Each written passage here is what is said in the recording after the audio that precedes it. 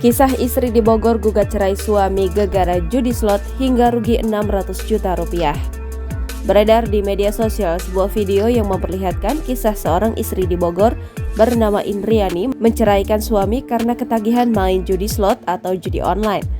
Awalnya Indriani menceritakan kisahnya tersebut melalui sebuah unggahan di TikTok pribadinya @indri_sftry_ pada Rabu 9 Agustus 2023.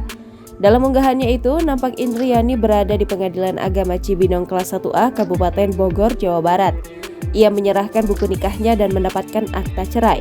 Usut punya usut, ternyata suami Indriani saat itu kecanduan bermain judi slot hingga terjerat pinjaman online atau pinjol. Bahkan Indriani ikut terseret dalam permasalahan yang kala itu dibawa suaminya. Indriani mengaku merugi hingga 600 juta rupiah karena suaminya meminta uang padanya. Bahkan diam-diam tanpa sepengetahuannya, Indriani didaftarkan aplikasi pinjol oleh sang suami.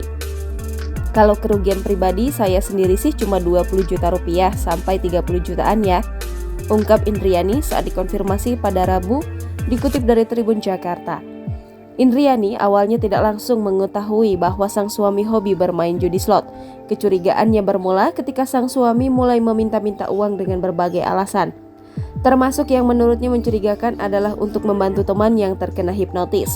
Kemudian Indriani mulai mendapatkan tagihan-tagihan dari pinjol yang secara tak sadar ia pinjam. Kejanggalan demi kejanggalan pun mulai membuat Indriani penasaran dengan keborokan sang suami. Hingga akhirnya Indriani menerima paket hampers berisi kue kering di kediamannya. Ia pun curiga jika kue kering itu dikirim oleh admin judi online. Untuk mengetahui kejanggalan itu, Indriani pun menyadap WhatsApp sang suami. Ternyata benar saja ia menemukan percakapan antara sang suami dengan admin judi online tersebut. Akibat ulah suaminya kala itu, beberapa aset ikut digadai seperti sertifikat rumah hingga BPKB kendaraan. Alhasil setelah perpisahan mereka dikabulkan, Pengadilan Negeri Cibinong pada Juli 2023 lalu, ia merasa sebagai sebuah keputusan yang tepat. Setelah cerai, Indriani juga masih harus berjuang melunasi hutang pinjol suaminya yang tersisa.